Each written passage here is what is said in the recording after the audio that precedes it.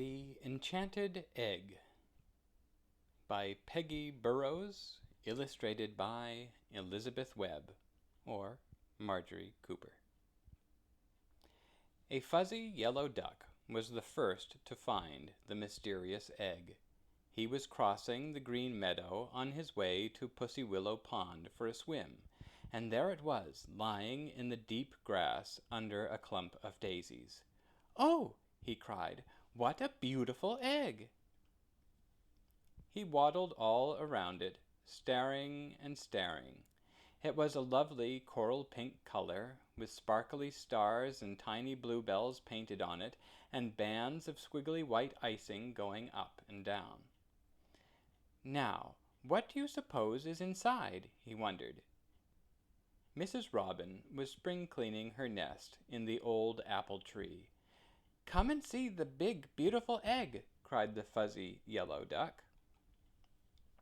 Mrs. Robin dropped her dust cloth and took off her blue gingham apron. She flew down from the treetop and hopped around the big egg, her bright eyes shining. "Where did it come from?" she asked. "I don't know," said the fuzzy yellow duck. "It was just here. I think it's an enchanted egg." "Of course it is," said Mrs. Robin. She picked a buttercup and put it on her head to keep the sun off. "Let's roll it out from under the daisies," she said. "Then we can see it better." They squeezed in behind the enchanted egg. "1, 2, 3, go!" shouted the fuzzy yellow duck, and they each gave a shove. The egg rolled out into the middle of the sunny meadow. They ran after it, but it didn't stop rolling. It went faster and faster till it was spinning like a top. Across the meadow it went, through the clover patch and under the honeysuckle hedge. Beyond the honeysuckle hedge was a long grassy hill.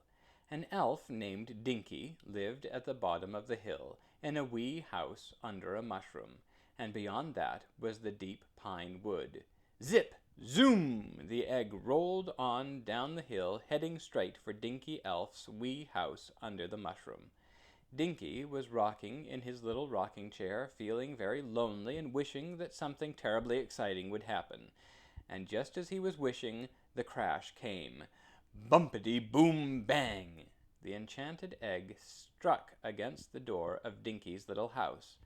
"An earthquake!" yelled Dinky. He ran to open his door, but it would not budge. "An atom bomb!" howled Dinky. He ran to open his window. Then he scrambled onto the sill and peeked out. His front yard was filled with a large pink thing, all glittery in the sunshine. Mrs. Robin was perched on top, fanning herself with her buttercup bonnet. A fuzzy yellow duck was sprawled on the grass, very red in the face from running. Dinky jumped down from the window, landing in the middle of his prize tulips. "Is it a flying saucer?" he shouted. "Certainly not," said Mrs. Robin. "It's an enchanted egg." "Oh, how exciting!" cried Dinky. "How simply terrific!" He bounced up and down with glee. Then he stopped bouncing. "Enchanted means magic," he said, "and if it's magic, it must do something. But what?" "We don't exactly know," said the fuzzy yellow duck. "In fact, we don't know at all," added Mrs. Robin. Just then Great-Grandmother Owl flapped out from the deep pine wood. She settled down on top of the wee mushroom house and peered at the enchanted egg through her bifocal glasses. "Mercy me," she screeched.